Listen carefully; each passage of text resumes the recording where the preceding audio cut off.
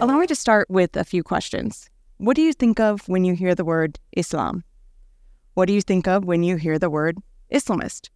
Chances are, some of us may think of violence, of terrorism, of groups like Hamas, ISIS, Al-Qaeda, organizations that we hear about commonly in the news. And although these are Islamist groups, and although their members do claim to be Muslims, they by no means represent the totality of Islamism or of Islam. How often do we see in the Western press Islamism associated alongside words like extremism, radicalism, or violence? The answer is quite likely, quite often. Sorry, the slide is not there. In any case, I'm not here today to talk about violent Islamist organizations. Violent Islamist groups are important and they're worthy of our study, our research, and most importantly, our condemnation. But today, I've chosen to focus on non-violent political Islamist movements.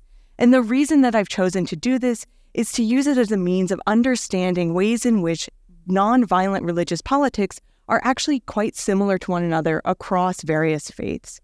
I think in this current environment of rising Islamophobia and anti-Semitism, it's more important now than ever to focus on what brings us together rather than on what tears us apart. And so we're going to focus less on the violent fringe organizations and more on non-violent political movements. So what exactly is an Islamist? An Islamist, quite simply, is a person who uses symbols and references from Islam for political purposes. In short, an Islamist is someone who believes that Islam has something important to say when it comes to politics and policy making.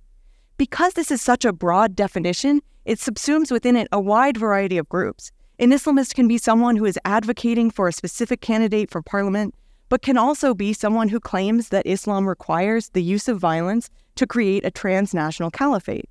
Hence the confusion about who is and is not an Islamist, who is and is not a non-violent Islamist. And so that's what I'm here to talk about today.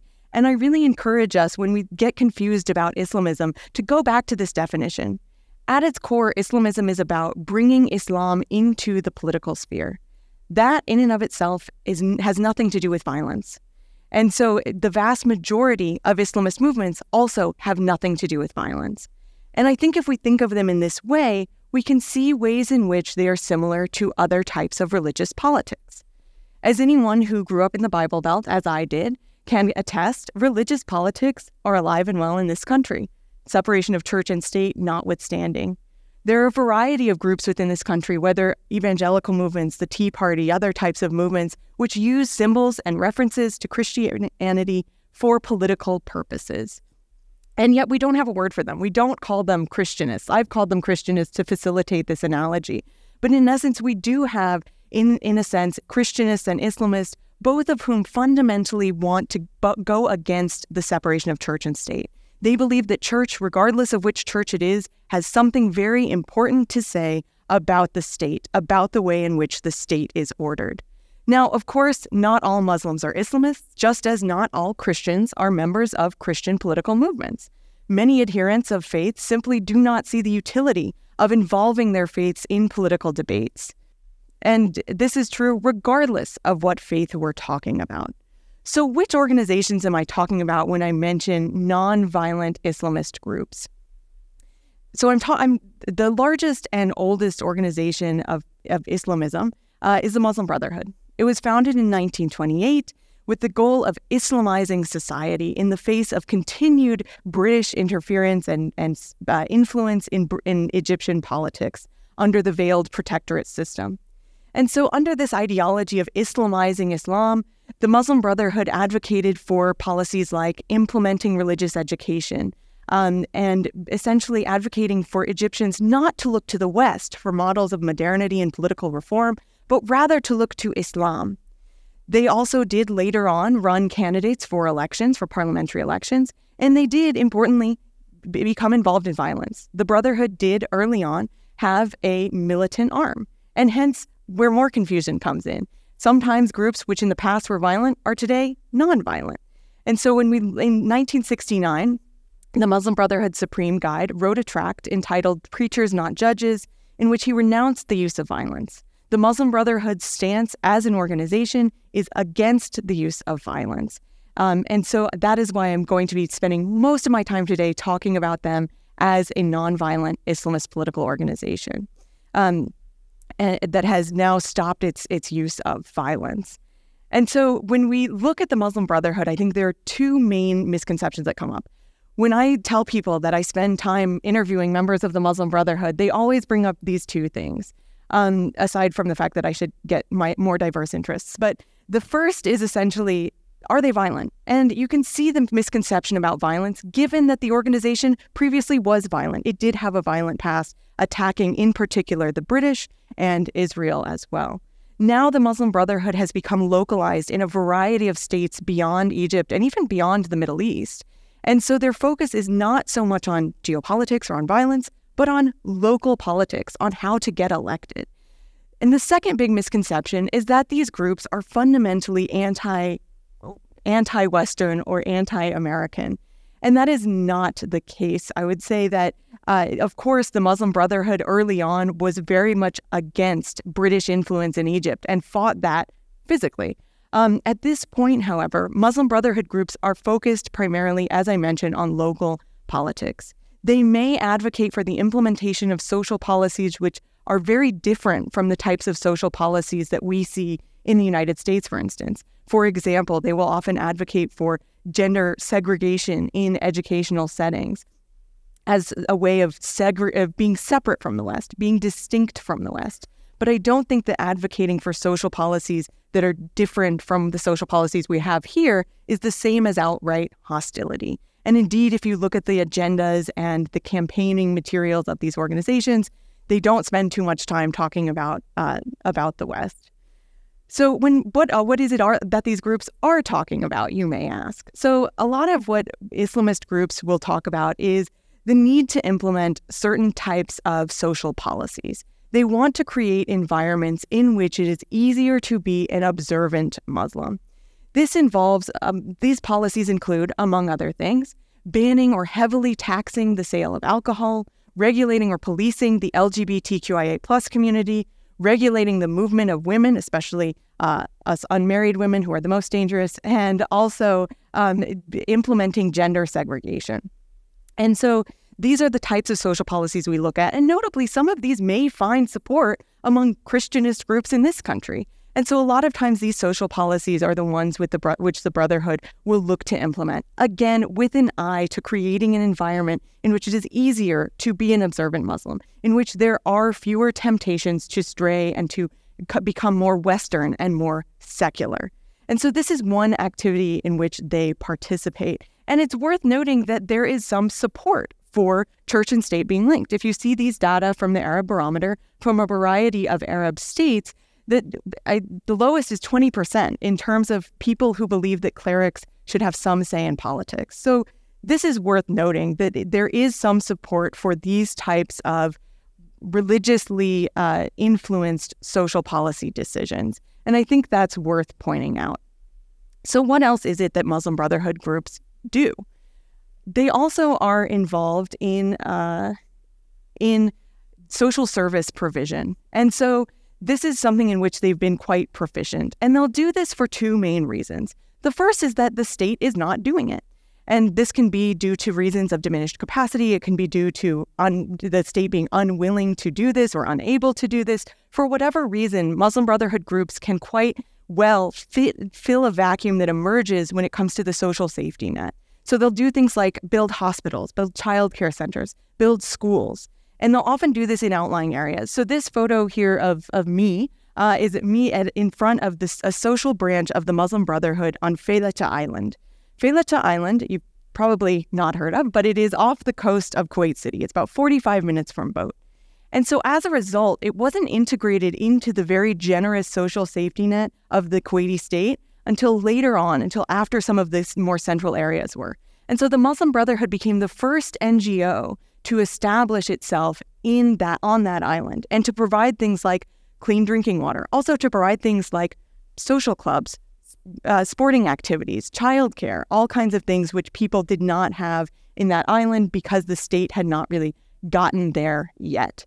One reason that Islamists will put in place social service benefits is that they're not there, that the state has not done so. A second reason, which is a bit more straightforward, is to gain votes. If you can prove your ability as an organization to provide things like healthcare and education, you're likelier to do well in elections. Also, if you believe in a more clientelistic framework, if you're getting something from one group, you may be likelier to vote for that group. And so this is how they use these social welfare mechanisms, essentially, to gain support both socially and politically. So I want to talk a little bit about the political. So when we talk about the Muslim Brotherhood groups participate in parliamentary elections in states including, but not limited to, Bahrain, Morocco, Jordan, and Kuwait. And the fact that Islamist groups participate in elections undermines a lot of preconceived notions that people have about the perceived incompatibility of Islam and democracy, or of Islamism and democracy. These groups are participating in elections, and sometimes they tend to do quite well. Where this gets a little tricky is people wonder about their commitment to democracy, given that sometimes they will use democratic mechanisms to put in place socially illiberal policies of the type that I mentioned earlier in this talk. And so it raises the question of whether an organization can be at once committed to democracy and to democratic norms, and also committed to illiberal social policies and to illiberalism. Can you have a sustainable illiberal democracy? And I think when we look at religious politics, this is something that is unique to religious politics, not just to Islamists. To give you an example from the Islamist sphere, in the early 2000s, Kuwaiti parliament, rather famously or infamously, repeatedly voted against granting women the right to vote. This is, of course, a decidedly illiberal outcome. It also was arrived at through democratic mechanism, albeit excluding 50% of the population. In any case, we do have this idea that democratic means can be used to push forward socially illiberal agendas. And I think this is the case with other types of religious politics. We can think about that when we look at the evangelical movement in this country. We can think about that with Hindu nationalists in India. We can think about this in a variety of different ways. And I think that that is useful. I think it's more useful to find these areas of contact rather than focusing on areas in which we are different and fundamentally excluding one another. So why does all of this matter? Believe me, my friends and family have been asking me this for many, many years. What does this have to do with us sitting here on a beautiful day in Atlanta? And so I promise I have come up with an answer. I do believe that this matters. And by this, I mean looking at Islamists in analogy with other looking at nonviolent Islamists in analogy with other movements of religious politics. I think it's important to de-exoticize these types of movements, to bring them into our conversations that we're already having about religious politics. And I think that if we do this, two important things will happen. For one, I think this will enhance interfaith cooperation and understanding, which I think all of us could agree is potentially more important now than ever before. Focusing on distinction and difference solely fuels suspicion and polarization, neither of which is conducive to long-lasting interfaith cooperation and understanding.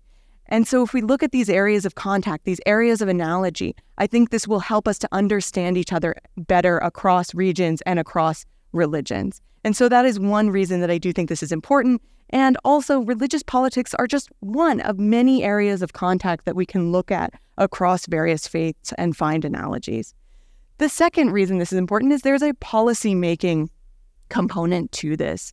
Not all Islamist groups are created equal, and nor should they be treated equally by governments. For example, the U.S. government's treatment of the Jordanian Muslim Brotherhood is very different from its treatment of ISIS. And this makes sense because we know what these groups want. We have people like me spend lots of time with various Islamist organizations. We read their documents. We interact with them to know what exactly they want. Who is violent? Who is nonviolent? Who is threatening? Who is non-threatening? And governments need to know this to make effective policy making, to make effective policies. Granular knowledge helps to facilitate that.